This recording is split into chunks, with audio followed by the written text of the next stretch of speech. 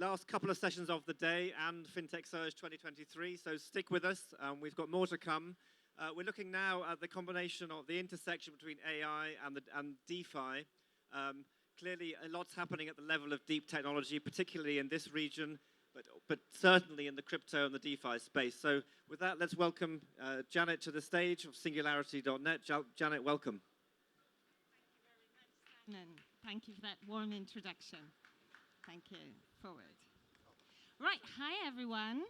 Welcome to SingularityNET and the path towards a beneficial AGI, particularly with a fintech focus. Now, I'm hoping my slides are going to appear. Oops. Could I have them on the monitor, please?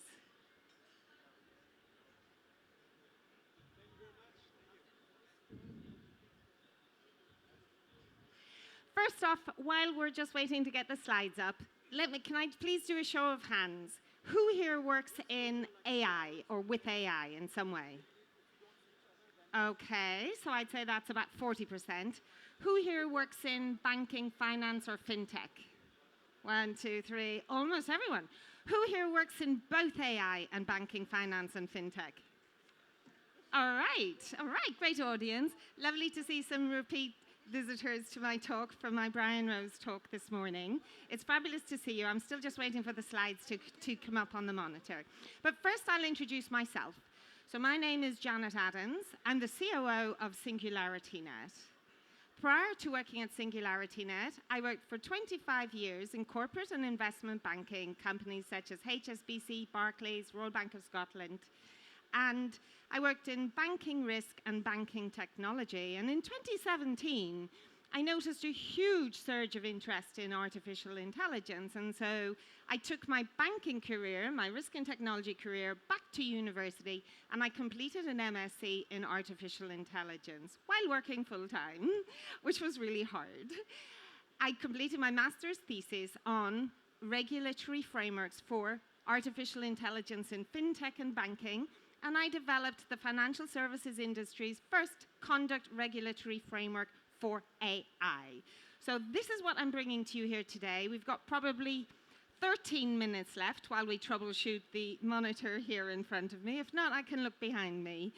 And I'm going to kick off. Today I'm going to talk to you about generative AI, its application to fintech, the regulatory implications of applying generative AI to fintech, and the way forwards to truly release the full potential of artificial intelligence in fintech. Right, here we go.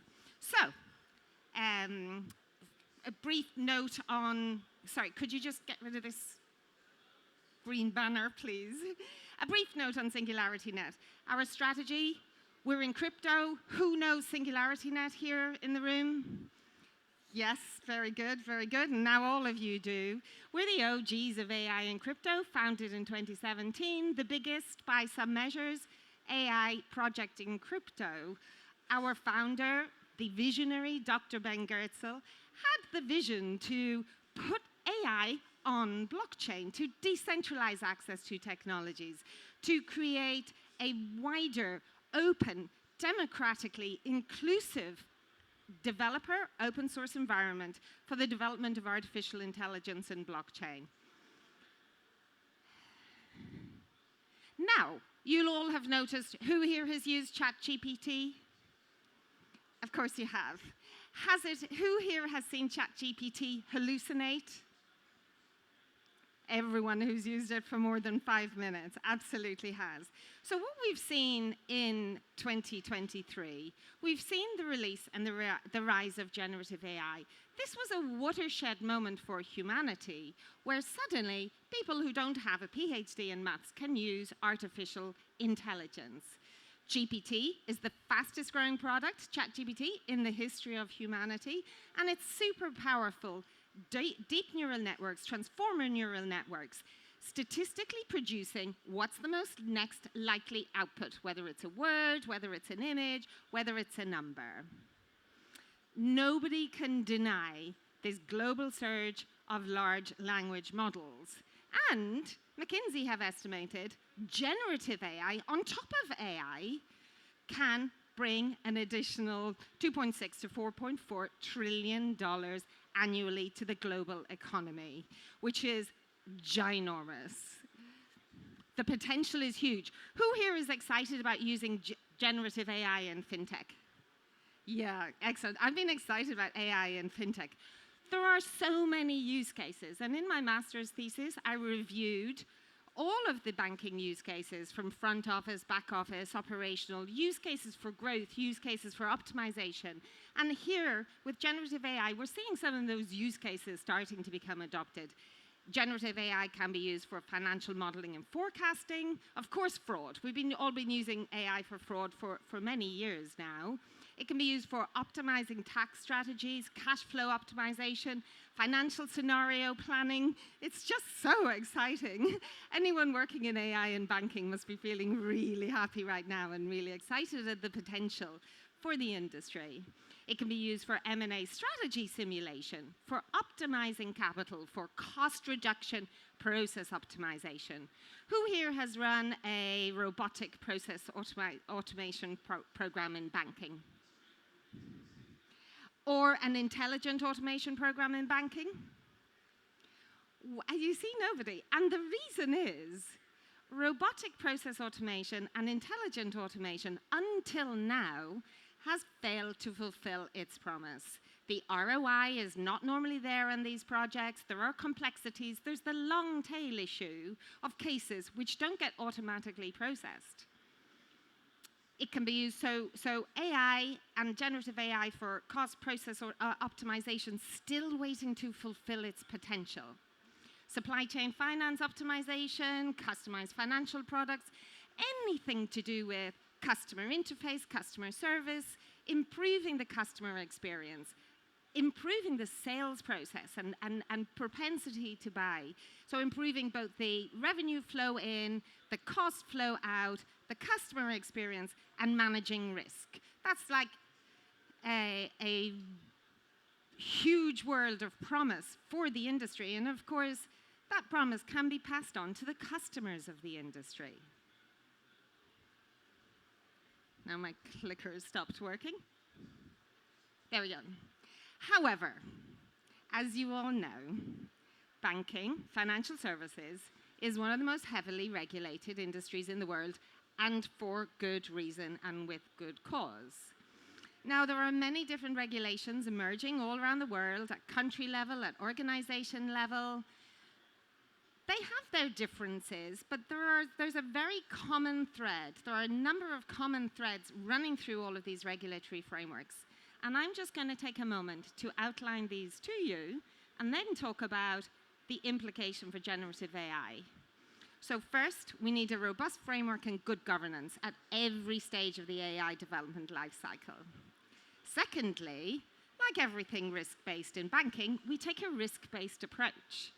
There are some use cases where AI can be applied while having an error rate. Let's say it's just someone phoning up to find out what time the bank opens. You could get over that being occasionally inaccurate. But if it's selecting a customer for loan, or selecting which product to trade or which price to trade at, then the implications of, let's say, a 93% accuracy rate, which would be kind of average what you might see in generative AI, we cannot risk that 7% error. It's a low error tolerance environment in banking. So we take a risk-based approach. One size doesn't fit all. What's the use case? What's the impact on customers? What's the impact on global markets? And what's the impact on the global financial system? Every AI project, of course, must align with all of its local guidelines and be compliant with every jurisdiction in which it's operating. Transparency is key. We need to understand what decisions our AI is making in banking and why. What were the exact criteria? And everyone in the life cycle needs to understand this. Senior executives sitting in front of regulators, they need to be accountable and understand what is their AI doing and why is it making those decisions and those recommendations that it's making. We need accuracy, my point about low error tolerance. There are some use cases where you need 100% accuracy if we're not going to have a human in the loop checking everything that goes through. And we need reliability, we need repeatability, robustness. We need to ensure positive outcomes for customers and for markets. And we need to ensure that there's a continuous review process. Now, how do you think the current generative AI models stack up against those list of regulatory requirements? Not at all well. They're based on deep neural networks. They simply, statistically, estimate what would be the next statistically most likely thing to happen, or to say, or to do. And in that, they hallucinate. Large language models, DNNs of all kinds, generative DNNs, they hallucinate. If they don't know, well, they don't even know what they know. They have no self-reflection. There's no knowledge base on which to check its facts. They make completely falsified statements. And this could be really dangerous. Let's imagine you have a vulnerable customer on the call and some chatbot tells it it's like $10,000 overdrawn, and they go and do something regrettable because of it. We cannot have hallucination and fabrication in our financial services and in our fintech. They also can't reason. They're very, very opaque models. They can't be programmed. So we can't program regulation, ethics. We can't program processes to enable us to do cost optimization. They're completely detached from reality. They are simply crunching numbers and producing an output. And they don't have any creativity. They can't strategize. They're very resource intensive. And if you consider all of the AI trading models that we use, they don't have any ability to follow idiosyncratic risk. They can't keep up with what's happening in the world because they were trained at the moment at which they were trained, and they're not continuously keeping up with what's changing in the environment.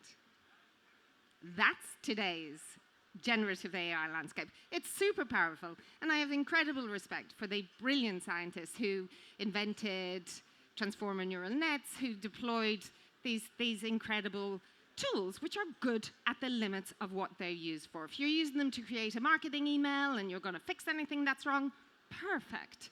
If you're using it in banking, healthcare, education, anything which has impact on financial system, bottom line of a company, for the most part, extremely difficult to safely deploy in a regulatory environment. Now, we do have a solution for this at SingularityNET. The solution is Neural Symbolic AI. Has anybody here ever worked with Neural Symbolic AI? So Neural Symbolic AI helps us to create knowledge bases, dynamic knowledge graphs, which can be used to ground our LLMs in knowledge and facts. And because they're dynamic, they can continuously update. They enable our LLMs to express genuine creativity beyond the training data because they're dynamic. And they have the ability of self-reflection to look and say, am I right, am I wrong, or was that a complete fabrication?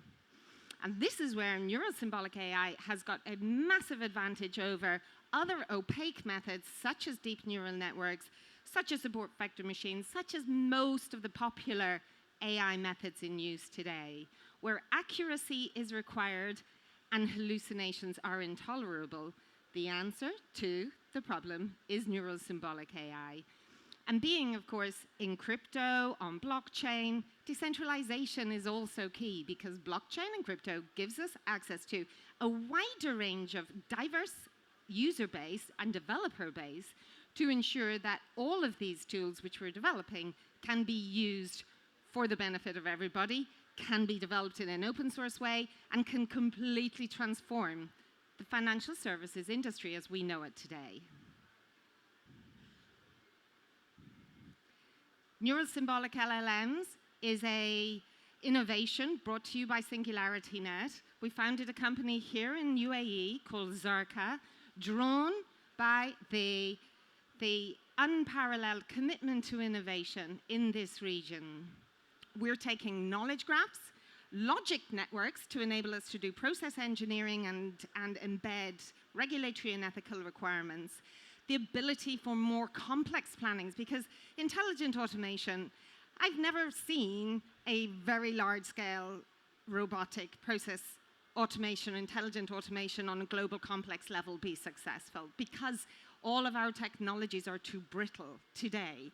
But with neural symbolic methods, complexity is enabled and they become creative because we have actual ability to take the knowledge that we have, the situation that's coming in, and move forwards with the times instead of being stuck in the past. So this is Zarqa. I'm co-CEO based here in UAE. Right.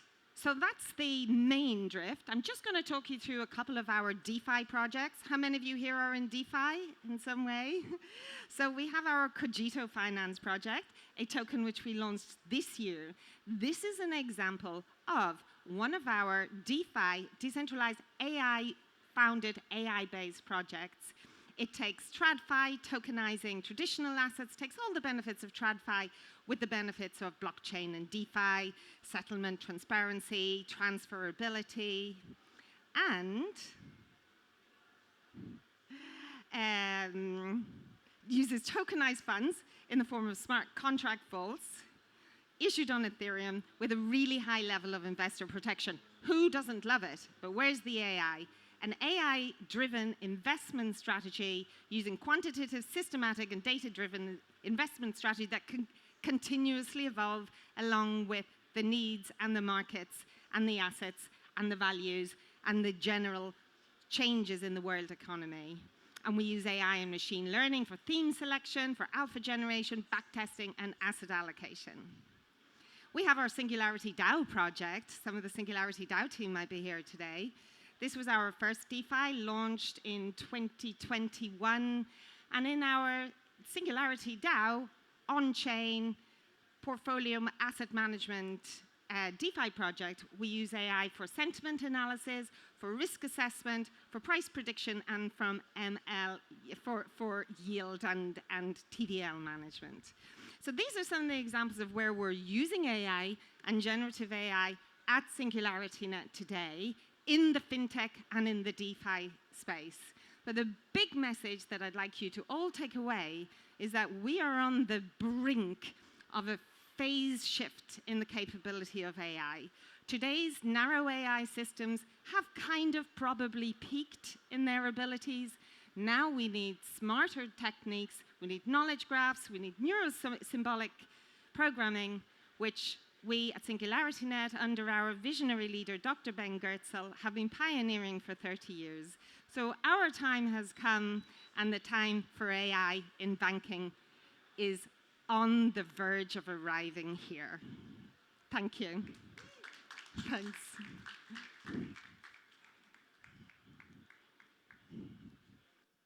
Hi, good. Thank you very much, Janet. Amazing, great work. Great. Good to see you. Last couple of sessions of the day coming up. On to Web3 now. We've got Ersoy from Bloomberg HT. He's going to interview Miriam Kiwan at Circle. 1 minute and we'll be straight back.